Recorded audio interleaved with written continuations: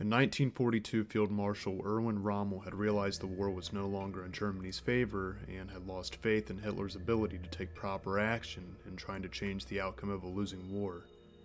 Rommel was not a member of the Nazi Party and wanted to negotiate peace with the Allies. In Rommel's memoir, it states, "I began to realize that Adolf Hitler simply did not want to see the situation as it was, and he reacted emotionally against what his intelligence must have told him was right." Rommel was connected to an internal military group that talked about overthrowing Germany's command to stop the war. It's not known if Rommel agreed to the idea of assassinating Hitler. In 1944, Rommel was recovering at home from an Allied bomb strike in Normandy. A few days later, a bomb would go off in the Wolf's Lair, also known as Adolf Hitler's headquarters, injuring Hitler and killing a few staff. Two generals sent by Adolf Hitler would arrive at Rommel's doorstep.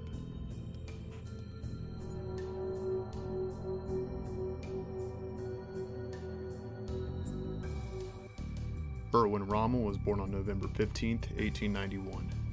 He served in the Wehrmacht of Nazi Germany, as well as serving the Reichsheer of the Weimar Republic and Army of Imperial Germany. Rommel served as an exceptional infantry soldier during World War I. He became a highly decorated officer from his efforts on the Italian front and published a book after the war ended called Infantry Attacks in 1937. Rommel showed he was a natural leader with his continuing promotions, and he'd still choose to be in front of his soldiers with each rank in combat to lead by example. In the First World War, he served in the French, Romanian, and Italian campaigns.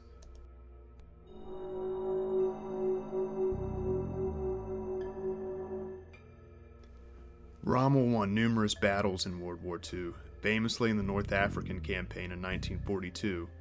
He was respected and dubbed the name Desert Fox both by friend and foe for his swift surprise attacks and victory. Hitler was impressed with his accomplishments and considered him one of his favorite generals. Rommel made a name for himself from a lower-class life upbringing, as opposed to most other generals who were from Prussian or upper-class backgrounds, strategizing by textbook more so than from experience and working their way up. Hitler despised textbook generals and admired Rommel for his gradual rise, humble upbringing, and charisma.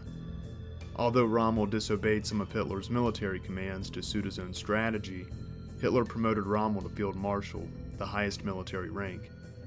Hitler's inner circle received Rommel well, and Joseph Goebbels would display him as a model man of Germany with propaganda to the people when showcasing his victories, making him a national hero.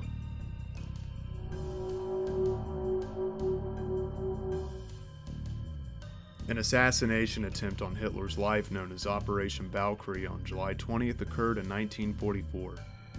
The conspirators of this assassination failed, and when the Gestapo did a deep investigation of these men, Rommel had been mentioned a few times. One point of evidence uncovered in their documents would have a list of leaders for the new German Reich after Hitler's death. Their new leaders listed Albert Speer, but with a question mark next to his name, as where Rommel was listed too, but did not have a question mark, speculating that he was in on it, or at least aware. Torture interrogation would have a few conspirators mention Rommel. The further the Gestapo looked in, the more they could find that Rommel did have a close relationship with the conspirators.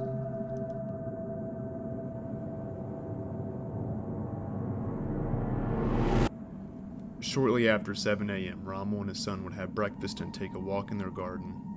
Rommel knew two generals were arranged to be at his home by noon, but not known for the exact reason. At this time, most of his associates had been arrested and/or executed. Rommel hoped he would be sent to the Eastern Front and changed into his Afrika Korps tunic.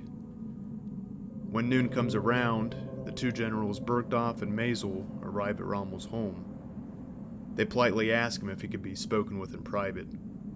They give him his first option, to be escorted directly to Hitler to defend himself. His second choice was a trial where in the meantime his family would be relocated to a concentration camp and his staff possibly tortured and executed.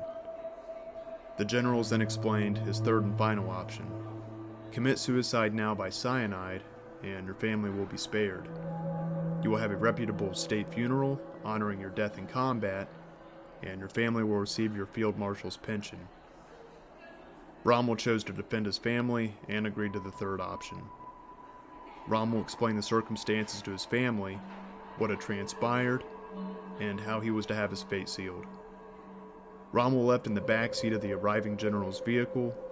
Shortly into the ride, he was presented the cyanide capsule and bit into it, committing to suicide. The generals phoned his family 10 minutes later to inform them of his death. Hitler gave him a state-run funeral, and to cover the false story more, he ordered an official day of mourning in commemoration of Rommel.